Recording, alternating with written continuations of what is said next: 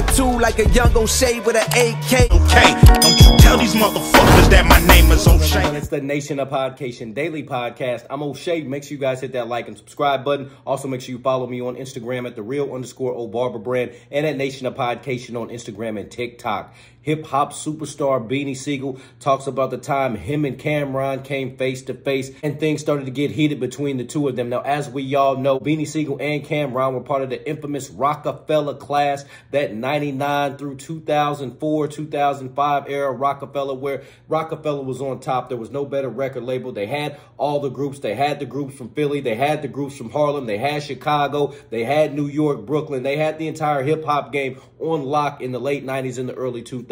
As we all know, things got messy between Dame Dash and Jay-Z, and things all went to hell. Dame Dash had promoted Cameron to vice president of Rockefeller, which Jay-Z wasn't with. Jay-Z was trying to groom Beans for that position, and everything just kind of went to hell after that. Jay-Z ended up having to beef with Cameron. Jay-Z and Dame split. Rockefeller ended. Everything just went to hell once this happened. Well, in a recent interview, Beanie Sigel talks about a confrontation him and Cameron had after Cameron came into the studio with State Property, and they were already working on something, and Cameron came in there solo, and there was a heated conversation between the two. Let's take a look at this clip from Beanie Sigel. In control and spoke about it was where you know, phone calls was made. It's like, yo, what the fuck is that? Yeah, at that time, anybody that I believe, you know, if it was something, you know, I wasn't in control of none of that, so that wasn't even my place. Right. But I'm like, damn. Right. Like, I believe if anybody, just me thinking, if anybody was to, you know, if it was something that, you know, was being passed down to somebody, I believe Bleak should have had that before anybody. I don't know. He said. Okay, so right there, he's saying if anybody should have got the role of vice president, it shouldn't have been Cameron. It should have been Memphis Bleak. He was there from the beginning. He was Jay-Z's right-hand man. And Dame Dash kind of overstepped Jay-Z and gave that to Cameron. Let's tune back in. Something about me or whatever. Not knowing the business or some shit like that. True. Right. So, but when he said it, was like, I felt as though whatever he said, it ain't had to go, you know what I mean, to the public. So I'm trying to answer this because it was common, because I saw the Cam interview, and Cam was right, like, in the room, and people was talking, they was talking. So the reason why I said something to him, because I wanted him to know, like, I'm not with that, like, anything I say, I can repeat it. And I wasn't with no bitch shit. And, you know, it's up to whoever that was in the room, you know, to say what they said.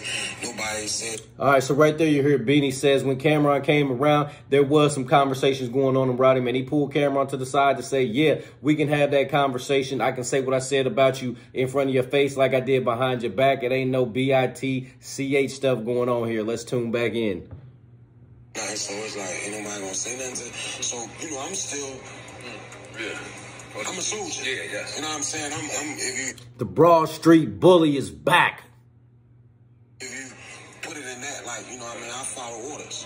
That's why I felt that my job was, it was like, all right, what you want me to do? All right, so there you have it. Beanie Sigel talks about his altercation with Cameron while they were at Rockefeller Studios. Now, I wish everybody could have made everything work. I wish Jay-Z and Dame could have made that work, because I did not want Rockefeller to end. They were making hit after hit after hit, classic album after album after album, and I did not want them to leave up under the Rockefeller umbrella. Now, by now, I'm sure everything would have been dissolved. Everybody would have tried to do their own thing and branch off, but I would have liked to see all those groups stay up under the Rockefeller umbrella a little bit longer. Nation, what do you think about Beanie Sigel's comments? What do you think about the Jay-Z Cameron beef? What do you think about the Cameron Beanie Sigel beef? What do you think about the demise of the Rock Nation? Let me know in the comment section down below. Make sure you guys hit that like and subscribe button on your way out. Hey.